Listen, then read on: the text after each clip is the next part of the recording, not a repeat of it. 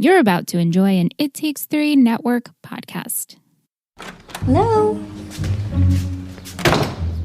Easy, girl.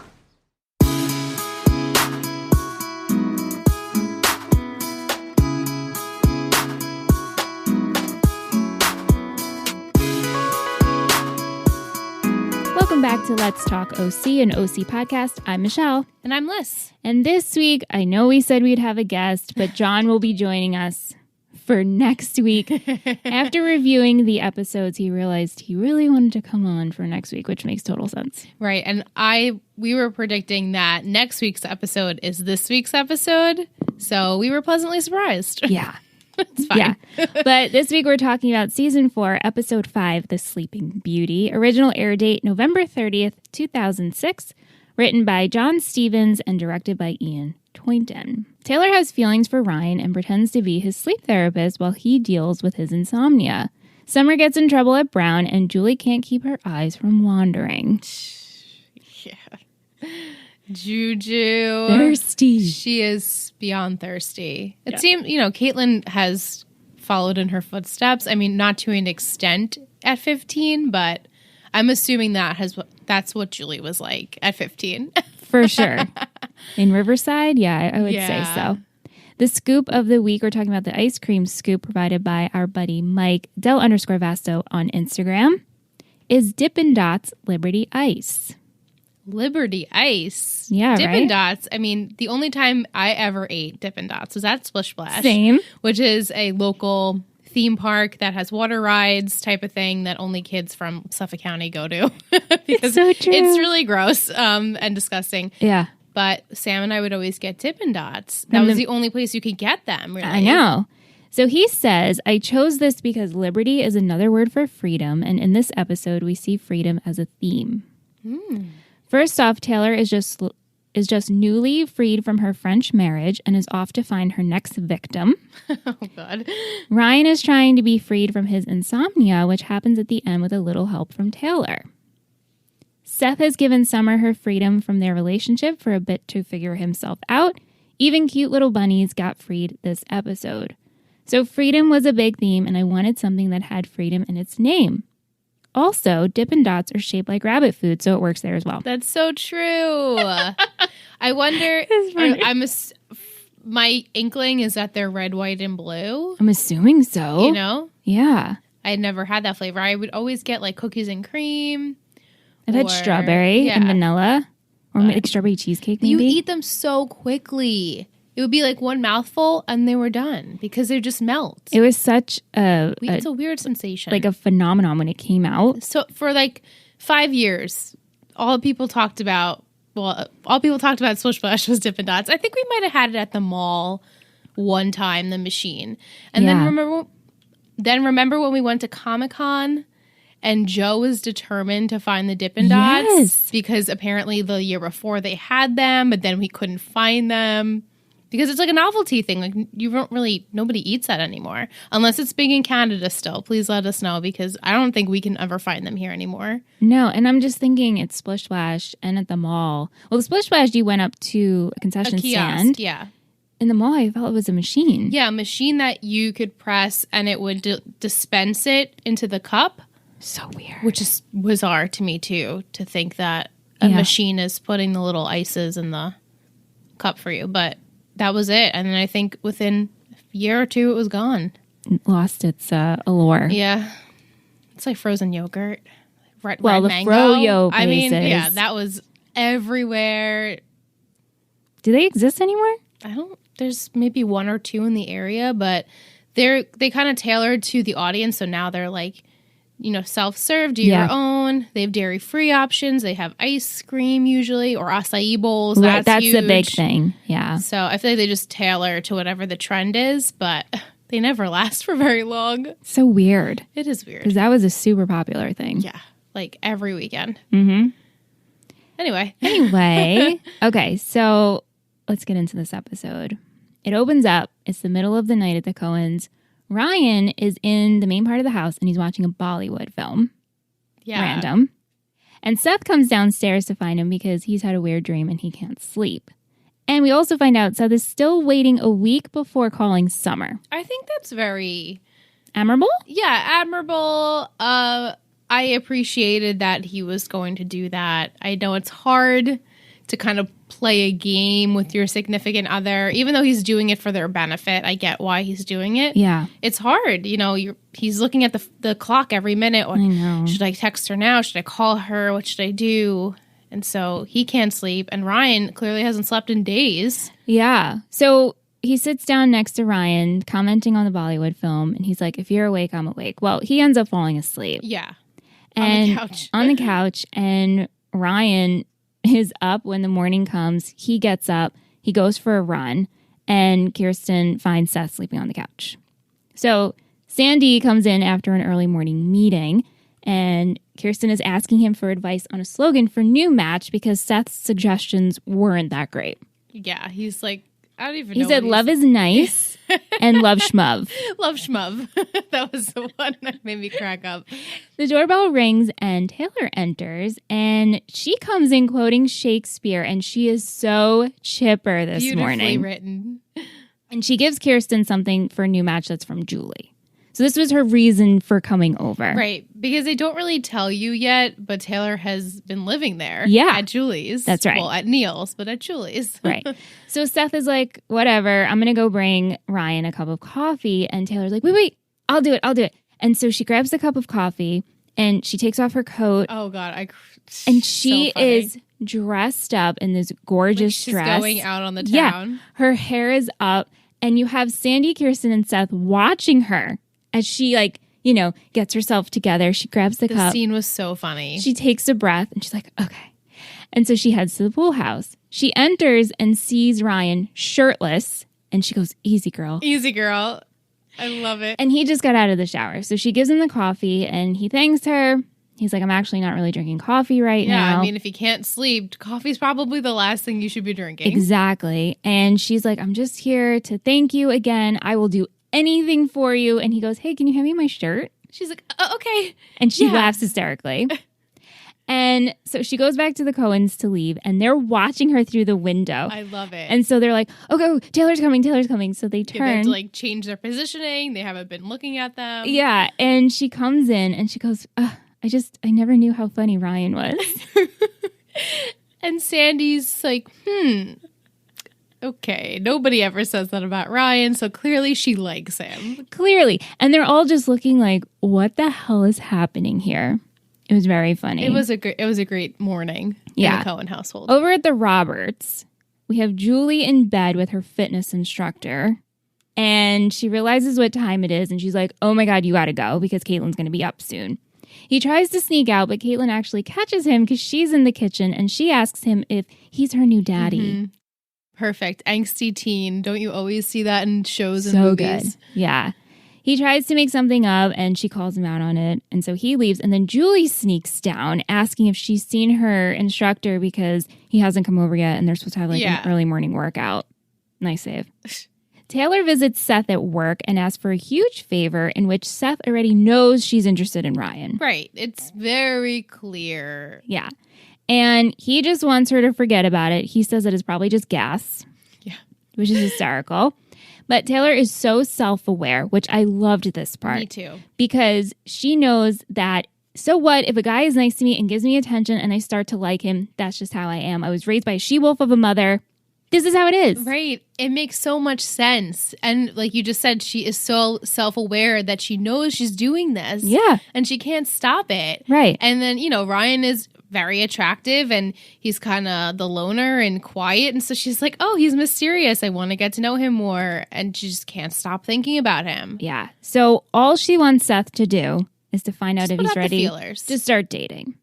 So he goes outside. He's working at the comic book shop. Ryan is working on the lower level at the restaurant. He calls him and they're waving to each other as they're on the phone. And he asks if he's ready to start dating. And Ryan kind of gives the Ryan answer I don't know. Yeah, I don't know. I guess not. Right. And so he tells Taylor that and he's like, listen, this is probably not a great time. He hasn't really been sleeping. And Taylor hears that and she's like, oh my God, perfect. Perfect. That's all I need to hear. Right. So later that night, Taylor called Ryan in the middle of the night And she says that she won a science award for sleep disorders. And she never sleeps more than 4 hours a night because it's not productive. And she wants to help him. So she's like, listen, meet me at the diner at 8 a.m. tomorrow. You have nothing to lose. Right. And he promptly does meet her there. And it's really funny because before she hangs up, she's like, hey, Ryan. He's like, yeah. She's like, good night. Yeah. And then she hangs up. She's all giddy. So they meet at the diner, and Taylor gives herself a little pep talk before she heads in. Right. And relax. You got this. Act normal. Right, act normal.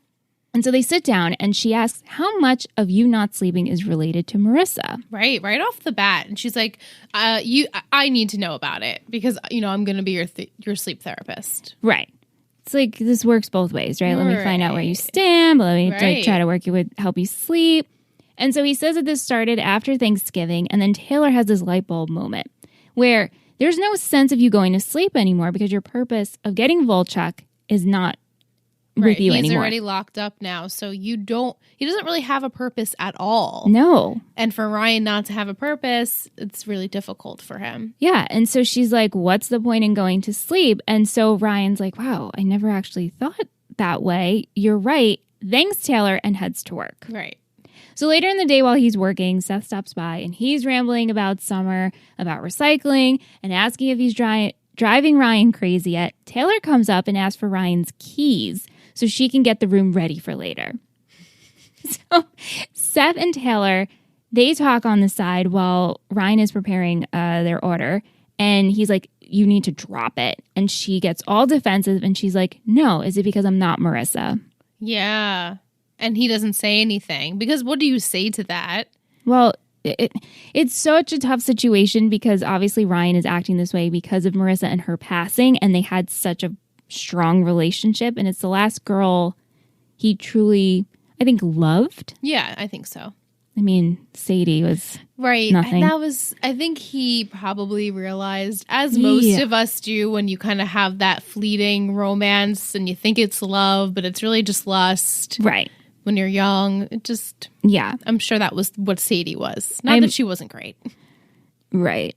Keep in touch. You're a really nice guy, Ryan. Oh, we're never going to let her live it down. So Ryan gets off his shift. He goes back home. He enters the pool house, and there's candles and jungle music playing, and he whispers, oh my God, what the hell?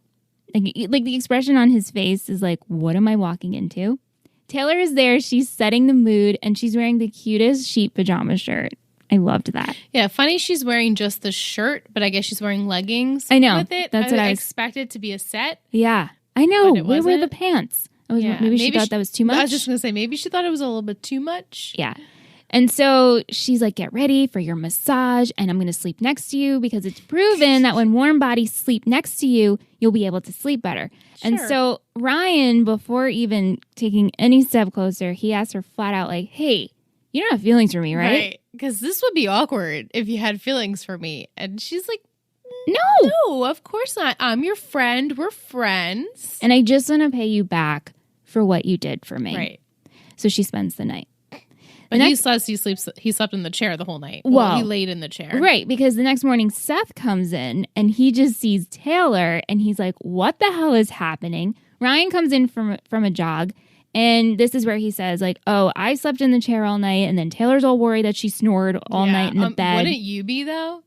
Yeah. Not that I snore, but I can imagine sleeping, that weird first jitter of like sleeping next to someone you kind of like and you don't want to snore or like burp or fart or do whatever you do in your sleep. You have no idea. But like while you're sleeping, the guy's just sitting in the chair the whole night. And just That's like reading, so but you're sleeping. Yeah.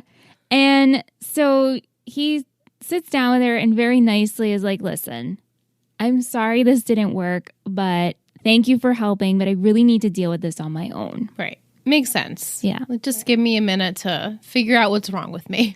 And so, of course, Taylor takes this to heart. She's so upset by this. She's at the Roberts because she's now sleeping in Summer's room, I'm assuming. Yeah, it looked like Summer's bed. Yeah, and she's laying in bed, and Caitlin comes in to comfort her. This was a nice scene. And she asks Caitlin, what do you do if you like a boy and you already try being his sleep therapist?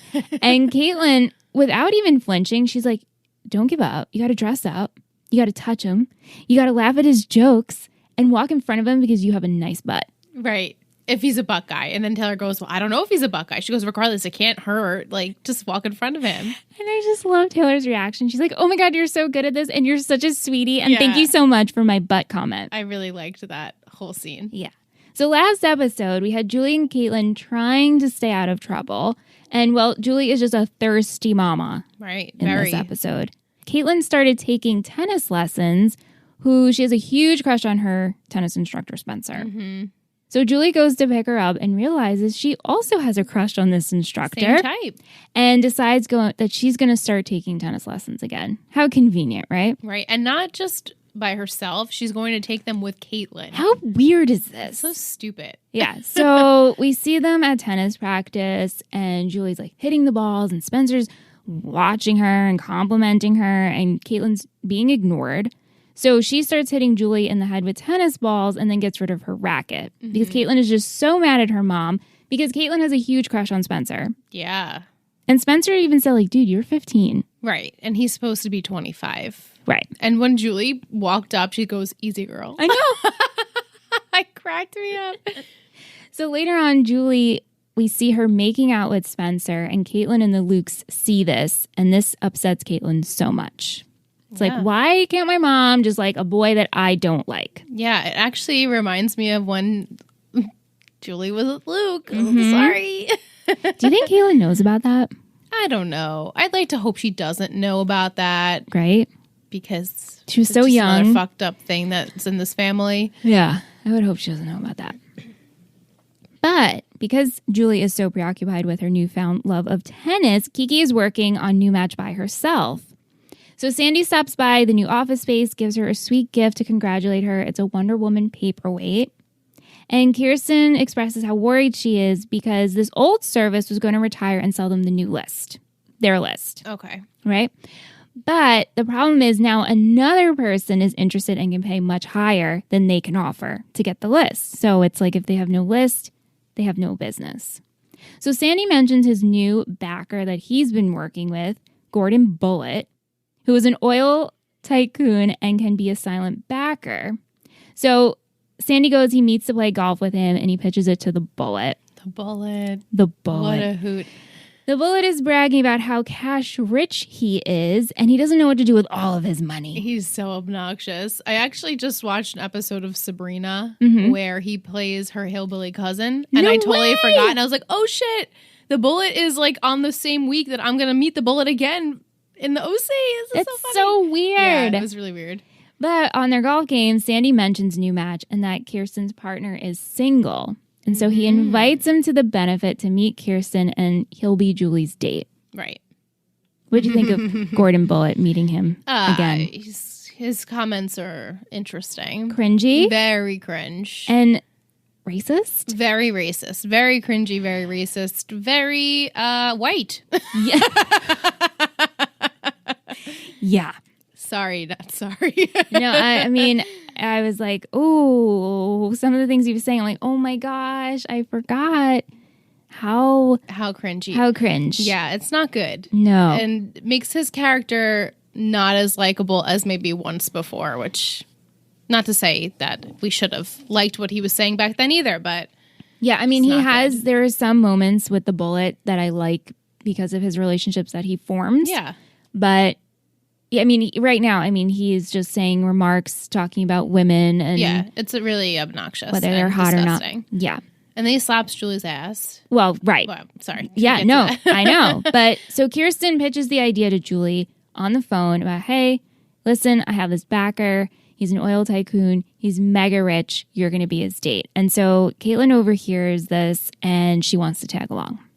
And Julie's like, wow, honey, I can't believe you want to get involved in a charity event. This is so nice of you. She is scheming in her head. She has ulterior motives. So we get to the benefit. Everybody is there. We have Julie with the Bullet, and this is where he slaps her ass. Incredibly misogynistic. Yeah. She's trying to charm him, though. So he'll back new match. I mean, Julie knows what she's doing. She's so good at it, too. Seth is still trying to wait off calling Summer, and he goes outside, and Sandy chats with him, and he talks about Summer, and Sandy's like, listen, you can't call her early. That would be cheating. And also, have you seen Taylor and Ryan? I support this. Yeah, just says it. And Seth is like, wait, no, that's not going to happen. Yeah. I don't see that. And Sandy's like, I don't really see it either, but I'm glad that it's happening because Ryan needs another human connection. I know. And he said, I really hope they actually work out. Yeah, which is so weird to watch. Like it, though. I love it. I just feel like it's a little forced. Like, this is a very quick kind of... Oh, I agree with that. I see what you're saying. Transition. Not that I don't agree with it because I am so pro Taylor and Ryan. Right. But I feel like the transition from this week to at least next week is very quick. And just like how everyone's supportive of it, it's like we're pushing it on people kind of already before it's even happening.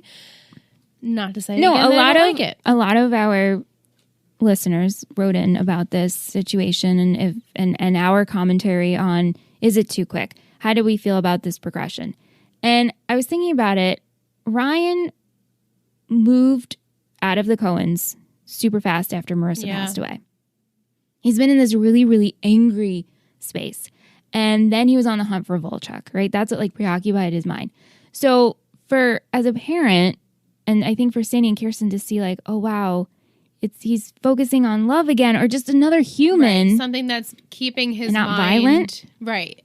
In a relaxed state, a happy state. Maybe innocently. Yeah. So, no, I'm totally about it. Yeah. It but just, I the know. way Sandy said, like, I'm about it, I was like, okay, it sounds like we're forcing it on. And he said, I hope it happens. Like, I hope they work out.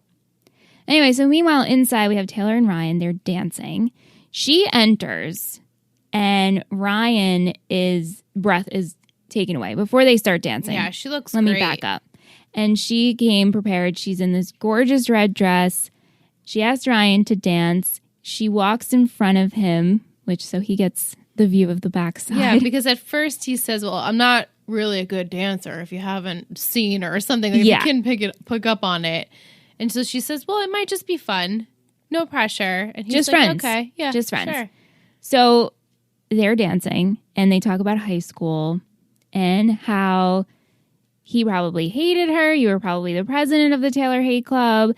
And he jokes about how he was only the secretary and he took the notes, which was super funny. And she's like, wow, you made a joke. Funny. Yeah, he made a joke. He made a joke. He was smiling this scene, at least. Yeah. And so things are really going well. He goes to the bar to get them a drink, and Seth walks over and talks to him about how he supports him dating Taylor. And Ryan says, oh, nothing's here. Like, I'm not going to date Taylor. Right. Like, I don't know what you guys think is going to happen. Well, unfortunately, Taylor was behind Ryan when he said this. She overhears this and runs out. So Ryan follows her, and she says, like, I lied to you. I actually do have feelings for you. I do like you. And Ryan just says, like, I'm sorry, I don't feel the same way. Yeah, ouch. I wish I did. And it was ballsy of her to actually say it, though, because you could think it and then someone say, oh, I'm not interested. I would have been like, oh, yeah, me too. I'm totally not interested in Ryan. Right. And play it off that it's not hurting me, even though it did. But she completely put her like emotions like on the line and said to him, no, I actually do like you. And I thought maybe something could happen. And he just says, I wish I felt that way. And that hurts. Ooh, I know. But as as they were talking in this moment, and throughout this episode, Taylor keeps saying things that Ryan's thinking before he says it. And he has, like, how do you keep doing that? It's interesting. They have that little connection. Which they didn't know they had. They didn't, but they do, because later on she knows what he's thinking too. That's right. So Julie, back inside, she's really excited because it looks like the bullet is going to give them money until Caitlin shows up with Spencer. And it turns out that Spencer is the bullet's son. Ironically. What? And everyone can't believe that that's the case. They're like, oh, what are the chances of that? Right. So he wants to back out, but then Caitlin ends up having a talk with him after realizing that Julie needs money for them so she could survive. Right. And so Caitlin's like, listen, you need to support my mom in her business. She can do amazing things. Like, she broke up with her fiance and got his house, which is like, yeah, crazy. She could do anything. And so she convinces the bullet to sign back on. Caitlin and Julie have a talk about how distracted Julie has been, and Julie apologizes. Yeah, she owns up to it. She doesn't really, defend anything she's been doing. She just says, oh, shit, you're right. I have been absent. Yeah. And you sleeping with guys that are 25. I just don't want you to see them in the house. Right. Which is fair. And Julie agrees, and they go get ice cream, which I love how much ice cream they're eating this season. And it was funny because Caitlin says, I'm not really... She's like, oh, wait, never mind. Like, I don't have to impress Spencer anymore. I can eat ice cream. Yeah, she was eating like dairy-free yogurt and all that. Meanwhile, at Brown. Oh, God. The situation. I know. Summer and Che decide that they are going to free the bunnies that are being in the lab that are supposed to be tested on. Cute buns. So they break in, they open the cages. Che starts playing the flute because he feels this will calm them and lead them to the forest. Yeah. They were following him, it looked like. They were. I mean, I think because the door was open. Right, the door was open. But Summer ends up keeping one of the bunnies and names them Pancakes. Pancakes. Did you remember Pancakes? I remember the name Pancakes, but Yeah. I forgot that she had the bunny. Cute. So cute. So she keeps Pancakes under her bed in her dorm and keeps wondering when Seth will call her. But her roommate says, did you hear that someone freed the bunnies? And it turns out that these bunnies weren't going to be tested on. They were just being studied for their socialization habits. And they actually live a pretty cushy life. Yeah. And Summer's like, no, I didn't. But also then, Summer's like, fuck, Yeah. right? So Che and Summer get called in to talk to the dean because they figured their faces out through Facebook. Which I was like, wow, Facebook. Yeah. Summer admits to the act, but she doesn't sell Che out. Right. Because apparently Che has done a lot of other shit. Well, he's leading all the activism. Yeah. Right? However, Che blames every act on Summer. Throws her under the bus. Worst. He's awful. What a douche. So before Seth gives Summer a call, he has a chat with Taylor, who's waiting for him in his room. Oh, yeah. What the heck? She comes to give Seth tea that she received when she was having insomnia, and she just wants him to give it to Ryan because she actually does care about him, but she's mortified. Please give this to him. I want him to sleep. So Seth, Jedi mind tricks her and is like, wow, I can't believe you're giving up. Right. Taylor doesn't give up. How dare you? And she's like, are you kidding me right now? Don't do this to me. And so she takes the tea, she runs out, and she goes to the pool house. Again, another ballsy move. I would not be able to face him. I'd be like, no, Seth, you need to give him the tea. Yeah, I wouldn't be able to do it. So in the meantime, Seth calls Summer because now it's finally like 10:03. Yeah. Close enough. And they have a really sweet talk about how they love each other, they miss each other, and they talk for over 2 hours. And she also mentions how she got a new bunny. Yeah. It was a very sweet talk. It was sweet. So, like we said, Taylor heads to the pool house with the tea. She enters.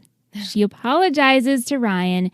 And Ryan tells her that she's amazing and she doesn't need to do this thing and convince people to like her because you don't have to do it. She went a step above and actually brewed the tea. She could have just given him the she tea brewed the tea in the tin. She did. But she brewed it and gave him it with the tin. I'm like, okay, that's commitment. You're really caring now. Yeah. But he says he wishes he felt something for her.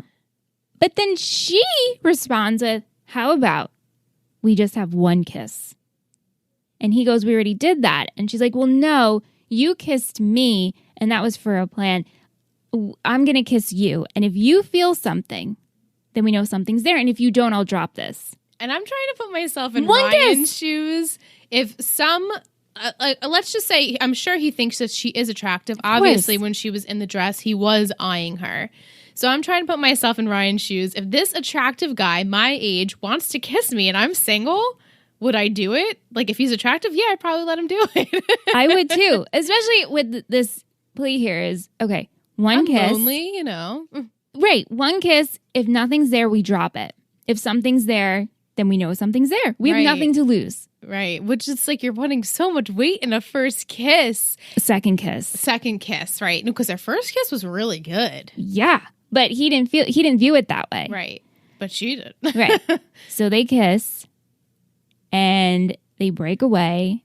He's like, whoa. Wow. She leaves and she's like, wow. Seth gets off his phone call. He goes to visit Ryan in the pool house and Ryan is fast asleep. Yeah. And the cup of tea is still there. Yeah, he hasn't even taken a sip. and in his clothes, just passes out. And you know, when I was watching this and I finished it and I was like thinking about the title, I'm like, wow, okay.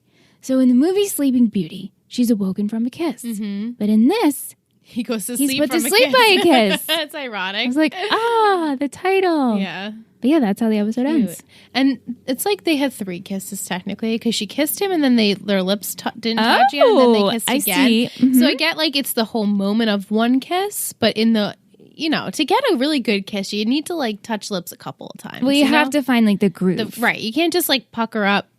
That's not really a kiss. It's just a peck kind of thing. Stiff, yeah. So anyway, cute. So we're going to take a break. We'll come back with all our segments and trivia. Yay. Back from break, we're going to go into trivia with our girl Tish. You guys sick of that yet? Are you? Let us know, but don't let us know because we probably won't stop. On Instagram, Letitia_Dominique with 5 votes. Ryan and Taylor are tied for TV.com MVP.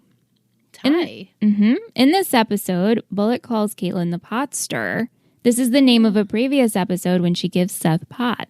Yeah, that was like her second episode on the show, I think. In 2017, Bustle did an article titled, "These are the 13 OC episodes that never fail to put you in a good mood." This episode is ranked number 5. Oh, good. There are 3 other from season 4 episodes on this list. Nice. So I'll have to check that out. Thank you for sending that. Yeah, I'm curious as to what's number 1. Yeah. She says she totally forgot about how much she loved this episode and loves the cold open of Taylor giving Kirsten the slogan of New Match and bringing Ryan coffee. This might just be her favorite cold open of the series. Whoa. Not Yoga Lattes? Yoga Lattes is my number so 1. good. So good. She loves the fact that both Julie and Taylor said easy girl, and Jess also agreed to this, and Vic also did. It just cracked me up because there's a lot of similarities between Julie and Taylor. For sure. So I like that. And I like that she's under her roof now. I just would like to see more of that kind of pairing. Right. Thank you, Tish. Thank you. Fassel, our goof king, Fassel Zcon on Instagram. When Taylor calls Ryan in the middle of the night, the time is around 3:03 a.m. When he first checks, then the second time Ryan checks, it's 3:23 a.m. And then it jumps back to 3:04 when he looks again. Thanks, Fassel. Thank you. Mike at Del_Vasto. He does not like Summer and Che freeing the bunnies. They're lab animals meant to be studied on, not to be in the wild. That's true. They're like pet, sort of. Well, they're just meant to be studied and not, well, yeah. I personally don't agree with animal testing, but I understand what you're saying here. What company would you two love to do together besides podcasting? And then he gave us a very sweet comment on IT3 Network and how it's a gift from heaven. Oh, Mike, you're so cute. Yeah, so what company lists do you think we would do together? We could do matchmaking. That would be so fun. So he continues with, are the two of you good matchmakers to do a dating business, or would it be something else? I swear I didn't read the questions yet. I mean, I think that would be a load of fun if we did matchmaking. Yeah, I would love to do that. I think I would be good at that. Me too. Yeah, like you definitely have like that Yenta kind of Thank personality. Thank you very much. So maybe like you would be like the Kirsten. Wait, who gets the people? Does Kirsten do like the books more, or does Julie do the books more? Because I could totally do the books, you know? Well, it's not really established yet. That's true. But I think that would be fun. Yeah. I can't really see us. I mean, I could see us doing a lot of projects just because we enjoy doing things together. Yeah, we work well together. Yeah, I think that would be really fun. It'd be so fun. I've always wanted to be a matchmaker. Yeah, that's like been one of our goals. I know, and I remember in college, I set my friend Brittany up with one of my friends, another friend of mine, and they dated for a couple of years, but it didn't actually work out. But she always said, she's like, man, if we work out, like your skills. And I was like, thank you. I wish I had another success story. We don't have a lot of friends that are single now, so I wouldn't be able to utilize my skills unless we took like people that we don't know. Right. Yeah. It's a good question, though. Yeah, fun. He says, to answer our question last week about asking if it's weird for another guy to ask another guy out. He says that he will ask if they went to jam because I slap at the bass big time. Cody, I love you, man. I love that movie. No, but he says he usually just asks if they want to grab beers. Yeah, like, let's just get a beer. We don't have to necessarily do anything else. Yeah. Thanks, Mike. Jess at Mrs. Boquist. She was impressed by Seth's restraint in calling Summer, even though he really wanted to. Yeah, me too. And was excited for Bullet's introduction in this episode. Vic at Muse Chick thinks it's great that Sandy and Seth are supporting the Ryan and Taylor idea of dating. What do you think Summer would have said if Taylor told her she had feelings for Ryan? Could go a couple of ways with Summer. She could get super, like, protective and say, well, maybe it's just not best. He's not ready type of thing. Maybe she was thinking of Marissa at that point. Or she could be like, yeah, whatever. You guys are good. I want you to be happy. I want my friends to be happy. I don't feel like she would feel like it's a weird combination, though. Yeah. Ultimately. Because Summer's usually supportive, but she'll give her 2 cents at the same time. So I feel like it would be a combination of both. Of what you said. Like, I want you guys to be happy, but also I don't really see it. But if you're going to go for it, then all right. Right. What do you guys do when you can't sleep? How do you go back to sleep? I hate when I can't sleep. Yeah, I mean, it's not an enjoyable experience. It's not, yeah. As a kid, I remember my dad always taught me like a couple of like tips that you would lay completely flat. And mind you, I was probably like 7 or 8, so it worked then. But you like lay completely flat and you imagine with your eyes closed, your toes falling asleep and then your ankles falling asleep. And then you work your way all up to your head. And by the time you get to your head, you would already be asleep. And that used to work for me as a kid a lot. Or like counting sheep, even though it would be pretty much you're just like counting it in your head. That's what I would do. But as an adult, I pretty much just watch TV and I listen to the TV and I'll like literally flip over so I can't watch the TV anymore and I'll just listen to it. And then eventually I'll fall asleep. But not being able to fall asleep is really sucks. It's really tough. I mean, I'll do the same thing, either put the TV on or I'll scroll my phone. Yeah. Which I hate doing. Because then you're squinting. The light and... We're on our screen so much. The last thing I want to do is do that. But there are times when that actually will put me to sleep. And I'll find myself drifting. I'm like, okay, cool. So I like drop my phone. I've counted too. Counting has worked for me. Yeah. I haven't tried it recently because I guess I really haven't had a lot of non-sleepless nights. So yeah. Thanks, Vic. Thank you. Rihanna at R Simpson 13. She ended up renting and watching the entire 4th season, and she says it seems like a new world in a really good way. Okay, cool. Surfing Sandy is a happy Sandy, and that's her preferred Sandy. Totally. Pancakes is an excellent name for a bunny. It is. It's a big bunny, too. It's so cute. Thanks, Rihanna. Thank you. Alicia at AAW3115. She's so Team Marissa that she thought she wasn't going to be into Ryan and Taylor, but she is. Yay! I mean, we semi feel the same way, right? Totally. At the end, when she kisses Ryan and she says, whoa, and he falls asleep, do you think he realized he liked her back, or he's just amazed that he can feel something again? Oh, that's a great question. Maybe the feeling thing. That's what I think, too. Yeah, like, okay, I felt some sort of emotion, and I've come to terms maybe now knowing why I can't sleep, the whole Volchuk thing. So maybe knowing now why you can't sleep is better than just not knowing, I guess. Right. Yeah. That's how I feel. I think because you felt something, it's like, ah. Right. Oh, okay. I'm not completely like unemotional. Yeah. Do you like how Summer is progressing? Why do you think the writers wrote the way she has complications with at Brown? I like the way she's progressing. Yeah, me too. I like her finding a different version of herself that she never knew was there. And I like that Seth is very supportive of that and wants to see her succeed. Yeah. But this whole Brown situation now is not gonna be good. It's like her heart was in the right place, but unfortunately, Che sucks. Right. Che threw you under the bus, and now that whole cushy brown life of you getting your education and doing the activism stuff. It's not going to happen. Right. It's bad. Do you think she told Seth what happened on the phone? I think so. Yeah. Yeah. I felt, even though you don't see it, for some reason I thought that she did. But then when we went back to them at 12:30 after they were done talking, I'm like, okay, so they didn't actually say it, but I'm just assuming it was that said she during did that it. Yeah. time span. Yeah. Thank you, Alicia. The OC Memories on Instagram says it's their favorite episode of the whole series. Wow. It warms their heart with Taylor telling Ryan that she cares about him and she just wants him to be happy. They feel that the honest conversations like they're having were lacking with Ryan and Marissa.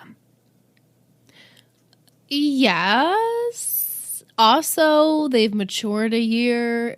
So now like they're college kids and they are a little bit more aware of being honest with themselves and being honest with others. I mean, Taylor has always been extremely self-aware. Yeah. But you can see Seth in his communication is much better. Summers is getting there now that she's, going through or went through the whole Marissa stuff. But Ryan, he's never been much of a talker. No. And Marissa really, she wasn't a big talker either unless she was saying something that kind of like me, like you say it, you ask that person the question and they answer. They don't automatically feel like they need to spark up this conversation. Which is me. That is me. Yeah, which is you. So right. I feel like Marissa, as much as she was a great listener and she did have great conversation, she had great friendships, like she was okay not talking either. And I feel like Ryan and Marissa were okay just not talking to each other. Yeah.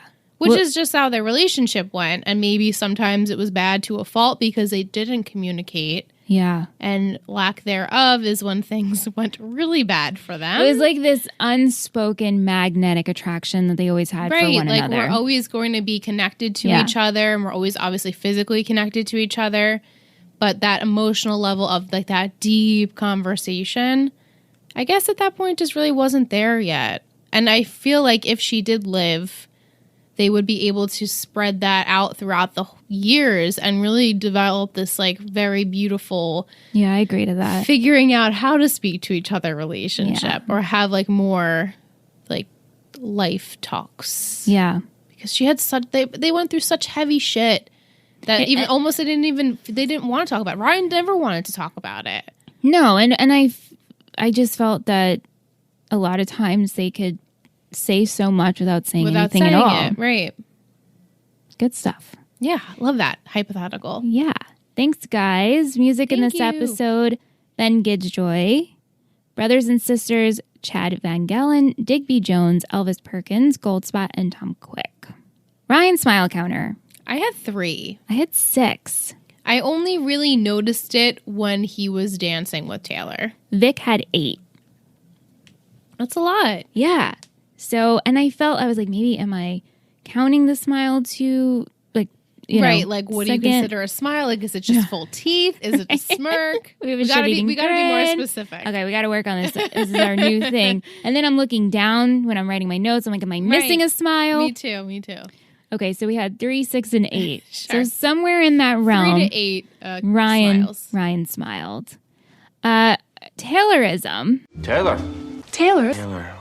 Ah, that Taylor. I really liked Easy Girl. That cracked me up. That's yours? Yeah. Jess chose Shakespeare. Oh, Bill's always good for a line. Right. And then Vic and I actually had the same one. I've always thought cute guy might be good for a night of rough and tumble fun, but it's not like we have anything in common. So ignore it. It's probably just gas. Which I thought was great. And I also, there was this moment where Taylor said, it says that if you save someone's life, you're bound to them forever. Forever. And that was originally my Taylorism. And Ryan's like, whoa. You can tell she was a lot for him. And he's like, I'm just a simple dude. Yeah. I don't need all of this like extra, but you're really extra. Yeah. So funny. Some fashion. I liked Taylor's black dress in the beginning. Loved it. Julie's peach nightie. Loved that. I love Sandy in a hoodie and shorts. Yeah, me too. I really enjoyed Taylor's half up, half down hair with that black, purple laced shirt when she goes to see Ryan. Mm-hmm. I like Julie's tennis outfit. I'll never get tired of Ryan in a black t-shirt. Just never will. Jess says she loved Caitlin's tennis outfit with the skull and crossbones. I was going to say, I love the skull necklace. That was very in. Yeah. Taylor's red dress. Yeah, great. Loved the new Match office. That was super chic. chic. Yeah. They need a nice space for them. Yeah. I like Taylor's sheep sleep shirt. Julie's black and gold bag. Mm-hmm. Julie's black dress at the event. Oh, it was gorgeous. Loved that. And I liked Seth's suit jacket. Yeah. Blue with the white shirt. I'm like, you know what? Adam Brody, you're looking real good. Season 4 is your season. Season 4 is his glow up season? Season 4 is my Seth glow up season. I'm really starting to come back to I'm so happy to hear that. 2005, 6, whatever. 2006 right now. Yeah, 2006, the OC. The way it should be. I couldn't get there until now, so. With Seth. Yeah, I don't think he'll ever be my favorite this rewatch, but I'm appreciating his transformation. Yeah, no, me too. Some quotes? Maybe you should invest in some less comfy furniture. You can hand me that shirt, you joker. Uh-huh. What do you need? Is that Ryan? I never knew how funny Ryan was. Are you my new daddy?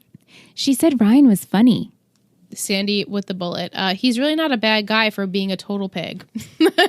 So true. If she has time for you, it just means she has less time for me. That was Caitlin, the instructor. Which is like, in a way, she doesn't want that to be the case. No, not but she's at all. saying it in a way where like, I'm angsty teen, my mom's not around, that's fine with me. But even though she really needs her. Yeah. Taylor, I never sleep more than 4 hours a night. It's unproductive. He kissed me and it's like everything popped into Technicolor. Oh my God, I'm such an awesome sleep therapist. Aspartame can cause brain tumors. Che, flax and oats? I'm sorry, Madeleine Albright is not hot. Bringing coffee and I live here.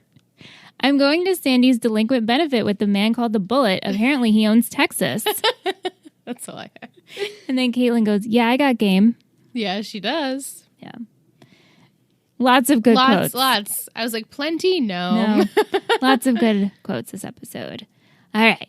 MVP and shittiest. Mm-hmm. All right. Ready? Yeah. Okay. 3, 2, 1, Taylor. Yeah, so Jess agreed with us. Mike chose Seth. Rihanna chose Summer. Alicia chose Caitlin. And Vic chose Taylor. Wow, lots of around the board characters there. Yeah. Taylor, I like that she was extremely honest with herself and as much as she was scared to tell Ryan how she felt, she did it and multiple times. And then she was really ballsy enough to kiss him in the end, not knowing what it was going to be like or what was going to happen afterwards. And I really appreciated that. And she's so funny. I always appreciate a character and in real life, a person who's super self-aware. Yes. And can call themselves out on what they already know about themselves. They're not trying to hide anything, even though she was embarrassed by what happened. She's also really positive. She's very positive. Even though, like, what she's going through, like, that whole divorce situation, as much as it sucked for her, she still was as upbeat as ever. That's just her personality. And so I think that's good for Ryan because he needs to smile. He needs to feel happy. She's always happy. And I like that she keeps saying what he's feeling before he gets there. And he's like, how does she keep doing that? She should be a therapist. She should be. She really should. Yeah. All right. Shittiest. Yeah. I mean, yeah. Yeah? Yeah, I have it. I remember thinking of someone else at the time, but then I wrote this person. I'm trying to think of who my original thought was. Okay. But I have my, yes. Okay. Shittiest. 3, 2, 1, Che. Yeah, I think I initially picked Julie until she owned up to saying, like, oh, you're right. I'm not doing, what I'm supposed to be doing at home. Yeah. So Mike, Vic, and Rihanna all chose Che with us. Jess chose Julie. Yeah. Yeah, she could have been my blue ribbon. Yeah. For the most. And then she. But like when I said, she owned did own up and to she had it. the conversation with Caitlin, I was like, all right. But Che... No, And shitty all around. The fact that he was just like, well, Summer, you were already going to own up to it. You might as well just take the fault for everything when she wasn't even involved with all those things. Right. Obviously, he's very selfish. And he's like, someone has to lead the pack. So clearly it has to be me. Yeah, right? Like, everyone would miss me. Everyone needs me here. Ew. Ass. Che. Is he on the island? He's not. Oh my God, no. Oh, man. He is not on the island. I'm sick of him We have already. a very funny, even though it's weird episode coming. Okay, I know what you're talking With about him. now. But Yeah. I'm just... We'll talk about it in After Dark. Yeah. All right. It's that time of the week. Yeah, we can do it. Time of Patron of the Week. It's Patron of the Week. It's Patron of the Week. It's Patron of the Week. Who will it be? It's Patron of the Week. This week I chose someone who's been with us for quite a number of years. She was with us with Trio Talk, and now she's on the Let's Talk OC and 3 Gossip Girls journey. It's Rihanna. Our lucky 13. I know her birthday is on the 13th, and she loves the number, and it's in her username, and we called her Lucky 13 because at the time, she was literally our 13th patron of the week when I named her that. No way. And it was just ironic that I chose her on the 13th week. But we wanted to thank you because you've been extremely active on both of our podcasts recently, sending us questions and comments. We're glad that she started watching Gossip Girl just to listen to our podcast, and that's extremely important. We love you, and we love all of our patrons, and we're just so happy to have everyone on our journeys. Yeah. Thank you. Awesome. Thank you, Rihanna. All right, Lizzie. Yay. Are you ready? Yes. All right. So this is for season 4, episode 6. 10 more. Stop. Don't say those Sorry. I'm always like counting down. I know, things. me too, but I don't want to. I know. Okay. The summer bummer. Oh. The kiss that happened, Ryan can't get over it. Seth tries to hunt Che.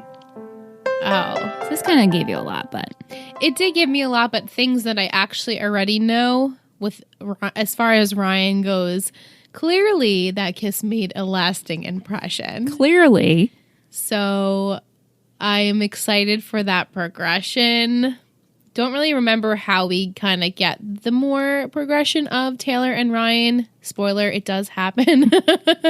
If you couldn't predict it by now. But the summer bummer. Yeah, I don't want to say too much without giving away exactly what I know happens. If you listen to After Dark, we will discuss it then. But something bad happens with Summer. Mm-hmm. And It's a bummer. it's a bummer. And Seth is probably going to kick Che's ass because clearly he's the one who set her up to begin with. And that's not okay. And Seth should defend his woman because Yeah. it sucks. She's Yeah. going to be in a really hard way for a long time now because of stupid Che. But I'm excited. What do you think happens with Ryan and Taylor next episode? I know Ryan keeps fantasizing about Taylor. I Yeah. can give that away because that's loads of fun. Yeah. So he's going to continue to think about her, which makes it even more. I was just thinking about this, actually. I had a dream last night.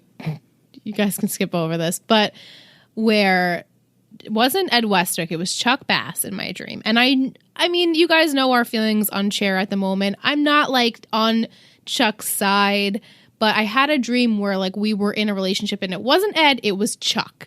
But it was Chuck, a softer version of Chuck. You know, it wasn't the Chuck we knew.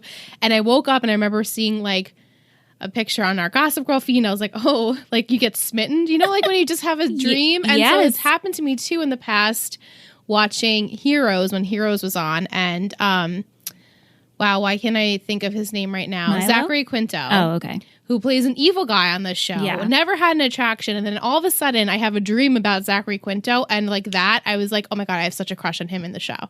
That happens to me a bunch. I don't know if you guys can relate. I want to do this for a Topic Tuesday, so I'm going to post it this coming week. Okay, it's because do you ever have that about a friend of yours?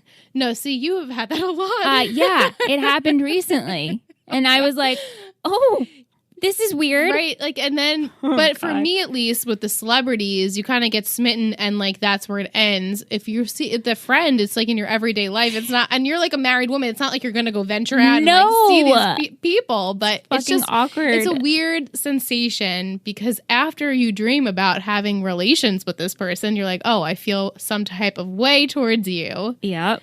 So anyway, I understand maybe from Ryan's perspective, he gets kissed by Taylor and now it's all you can think about. And it was a good kiss. And it was a good kiss. You're like, okay, now I'm giddy. All I want to think about is this person. I can't stop thinking about them. Right. So I'm really excited. I think if I know Taylor, if I'm hoping that I remember how it goes, she's going to play hard to get. She's going to be like, no, I'm not going to give it up to you just yet because, okay, that's you know, good. I just told you how I felt and you didn't really know how you felt until I kissed you. So why should I really give up, you know, my heart to you until you kind of know exactly where you stand? It's good. That's how I would take it, even though it'd be really hard for me. Oh, I would do Taylor, the same shit. You know? I've done that. Yeah. Like, I've done that. As much as I want to be with you, now it's really sucky because you don't really know how you feel. And so until you figure that out, I can't really do anything forward. That's how I'm predicting it's going to go. She could just give in completely. And then I remember something. I just don't want to say that. After dark. We'll open it in After Dark. Liz, those predictions are very good, I have to say. Thank you. I mean, again, guys, I have no idea what happened. So I'm just going off what I basically feel is what could happen. And your inner Taylor. And my inner Taylor, exactly. Well, that brings us to the end of the episode. If you are inclined to do so, and if you are not a newbie and an OG, or you've seen the series, stay tuned for after the ending. I was going to say the credits. After the credits when they're rolling for our After Dark segment. And also, if you are a newbie and you're watching week to week along, listening along, please let us know because I'd love to talk to someone who's newly watching and hasn't binged. Right, I know. I know it's super hard because right rare. now you could just binge it. It's very rare. I don't know if we have any of those listeners, but please let us know. Thank you so much for listening this week, and thank you to everybody who wrote in for your questions and comments. We so appreciate it. Thank you to everyone who has already left us a review on Apple Podcasts. If you are a listener over there and you haven't, we would really like it if you left us a review and rated us 5 stars. No pressure, but please. It really helps the show and it makes us so excited. It's like Christmaka every time we get it.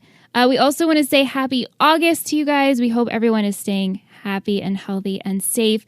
And we want to thank our amazing patrons.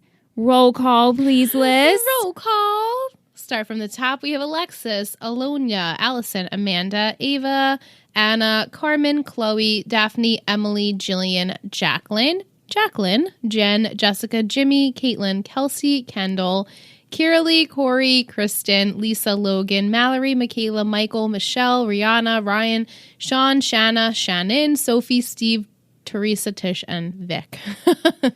You guys are the best. Love you guys. Thank you so much. And before I end, Alicia today, she messaged us asking if I listened to a podcast that Ben McKenzie was recently on. So, of course, I saw that and I was working, so I didn't get to respond to her. I did respond to her, but I was like, oh my gosh, let me Google this. So he was on Michael Rosenbaum's podcast, which I'm going to put the link on our Patreon. If you're hearing this and you go, search for it, you'll find it. But I'll put the link up. It'll be public so you can reach it. And he was on July 21st, and it was a great interview. Aww. And he talked about what he's up to. He's renting a house in Connecticut. Oh, he's so close to us. I know, he's so close. And talked about Gotham and talked a little bit about OC days and what it was like when he got the show and how he was much older than everybody else and how Misha and and Rachel were so young. Yeah, they were. I mean, Misha was a baby. Yeah. And he has this funny story about when they took pictures of him for promo posters. They, I guess, photoshopped facial hair in him so he would look more tough. And he's like, I can't even, that was like really wrong of them to do that. That was so silly. But anyway, it's a really, really good interview and I highly recommend it. And thank you, Alicia, for sending it. For sending Thank that you. because if you're supposed to look 17, why are you photoshopping facial it was hair like on him? weird stubble. It was very strange the Oh way my he described it. I'm God, like, that's so funny. And the thing is, I can't even really picture that. Right? Or like fake facial hair. Weird. But thank you again. And thank you, everyone. We will be back next week with the Summer Bummer with our guest, John. Yes. And Anthony will probably be with us as well. Probably. Yeah. If we had to guess. he'll probably be with us.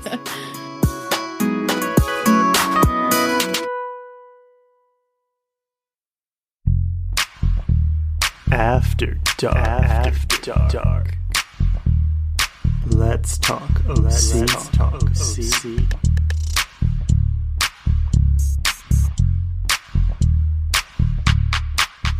All right. After dark. Okay, what After were you going to dark. say? No, I know with the seduction with Taylor on the table, when does that happen? Is it next week? Yeah. Okay, so that's the scene I was going to say. So she does a good job of seducing him. Well, it's a dream. Right, it's a dream. You're right, it's a dream. It's a dream.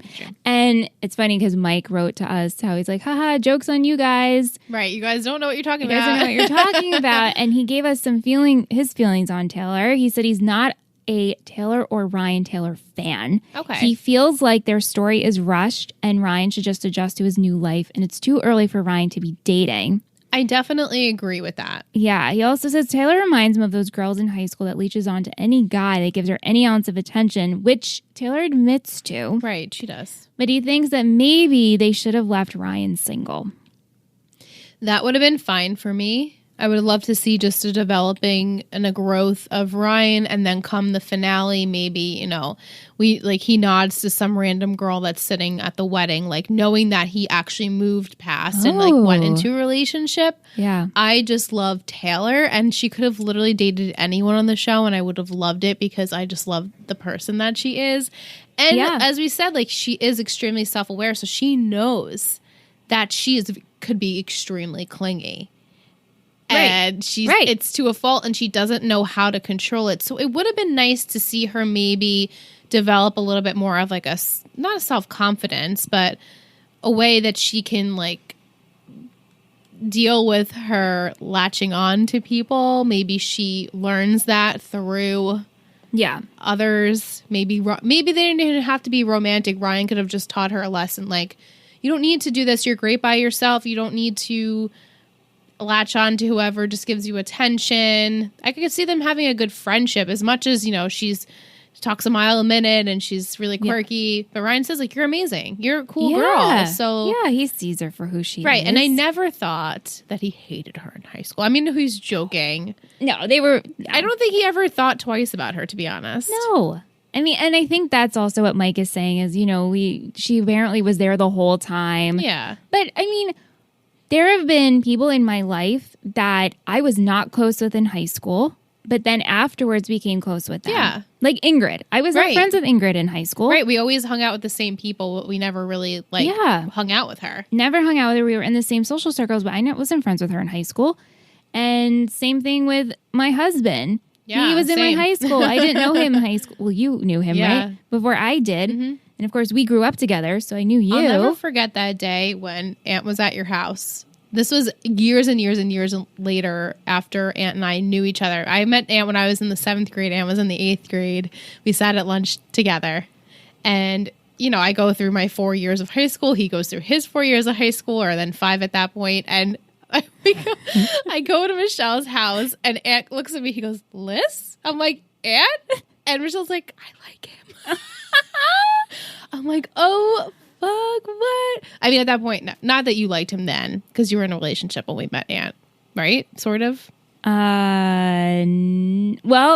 Aunt was at a Halloween party. Yeah. When we first were introduced to Aunt, you were I was in a relationship, and he was in a relationship. Right. I remember that, yeah. Whatever. It's a long time ago, but I will just never forget reintroducing myself to Aunt. Like, oh shit, it's been so long. Yeah. You know? Yeah. Fun stuff. Jess says her favorite 3 episodes of the season are coming up. We have the Summer Bummer, Christmas Hot, and the Earth Girls Are Easy. Yeah. These are 3 really good episodes. Christmas in 2 weeks. I know. I'm so excited. And this episode is going to be open to patrons. I'm even more excited for that. So we'll put that out. We're going to do what we did for Gossip Girl, for Gossip Girl. What we did for 3 Gossip Girls, where, you know, you guys can say if you want to be, and then we'll pick randomly and have a guest spot. Because, I mean, what more fun than Christmas? So much fun. In this episode, I just cannot wait to watch it again. Me too. I'm really excited. It's so much fun. So, yes, Jess, I agree with you. Tish says she can't remember how New Match ends up becoming an escort service. Oh. But she's excited as we get closer, which I totally forgot about. So thank you, Tish, for reminding me. An escort service? I have no recollection which of I'm that. pretty sure Julie makes that. Well, I mean, of course. And Kirsten has no idea that that's actually what's happening. And it's only for like a hot minute. No, I think this goes on for There's a lot of money in there. Well, and Bullet's backing now. Well, that too. Yeah. Vic asks, what do you guys think of Caitlin and the Bullet's relationship? Because as it goes on, Caitlin wants the Bullet to be with Julie. I don't really remember their relationship. I remember the Bullet just being over the top and obnoxious. But I don't really remember the relationship between Julie and the Bullet. I know he takes on that father figure for Caitlin. Yeah. So I like that progression as much as I don't remember it. As far as her accepting at least a person to be that father figure for her is really important. So yeah, I'm okay with that. But Julie's relationships end up being like a whole shitstorm. Sort of come the end of the series. I'm looking forward to rewatching when her and Frank start a thing. Yeah. Because that's... When does Frank come in? I remember it not being for that long. Like, he wasn't really on the show for that long. Well, we had the episode where... I just remember there's a scene and Sandy asks Ryan... Or he's like, I'm sorry it didn't go well with your dad. And he's like, you are my dad. And I hope that I'm remembering all right. You're just totally making it up. But I'm pretty sure that does happen. And it's really sweet. Alicia, she asked, do you think Marissa would approve of Ryan and Taylor dating? Of course, if they were separate, right? If they weren't. And what draws Ryan and Taylor together at this point? I think Marissa would be very supportive. Me too. She has been this entire so time. When she was dating, regardless, I mean, she was dating Volchuk, so Ryan really never liked him. But if she were to date someone else, he would be happy for her too. Yeah. It's just not the right timing for them. Like we've always talked about, if they could just have blossomed and then matured and then later on down the line, maybe be together, that would have been great. But I think come college, they needed to explore their options as far as the dating world goes. So I think she would be supportive of Taylor. She never disliked Taylor, even though Taylor had that moment. It was just a jealousy thing, you know? It's just, we know that's why Taylor is the way she is because it stems from her mother and everything else. But no, Marissa's always super supportive. Yeah. What draws Ryan to Taylor? Well, she's beautiful, obviously. She's incredibly intelligent, very worldly, very knowledgeable. She literally could be like an encyclopedia. You can ask her pretty much anything. She's dipped her toes in a lot of stuff. And I don't want to say it like this, but she's there. And she's there. I know. I know what you mean. It's like, oh, you're convenient, but really... It is convenience, and I think that's why the writers did that. As Michelle, we took the break, and Michelle and I discussed why it seems so rushed is because there is only 16 episodes left, of the series. Right. And so if they were going to do something with Ryan and give him a relationship, it would have had to been pretty quick. Right. And so it was. And yeah, she's there. And so as much as it sucks to say, as much as I'm happy to watch it, realistically, it probably wouldn't have worked out. But sometimes the person you need is right there and you had no idea. That's true too. And it doesn't mean because they're convenient. It just means you didn't see them in that light. Right. And now that you do. Yeah. I mean, a prime example, I've seen this happen a lot, even in my personal life. You know, a cousin of mine, they were friends in college, and then after college she was like, I like you, and he was like, oh, I don't see you that way. And then he thought about it and he's like, oh shit, no, I actually do really like you, and I think we have a great friendship, and now we're together, and they've been together for a long time. So it's just kind of how you view that person, right? I mean, that's how kind of how Aunt and I started, right? With all like, oh, we liked each other, but then we didn't, and then I couldn't admit it, and he was like, but then we're like, oh shit, wait a second, the light bulb goes on, you're like, oh wow. Right. Yeah. What do you think of the adult storyline so far?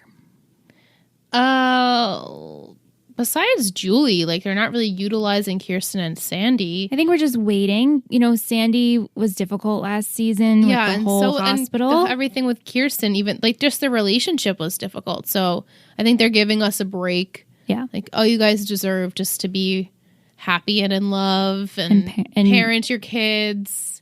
Even though they don't really need much parenting right now. No, they don't. But I'm happy to see Sandy back in his element. Me too. And Kirsten's working on New Match, so we'll be seeing more of this. Right, there will be more. I mean, that's really all the parents that we have now that Summer's dad, Neil, is pretty much gone.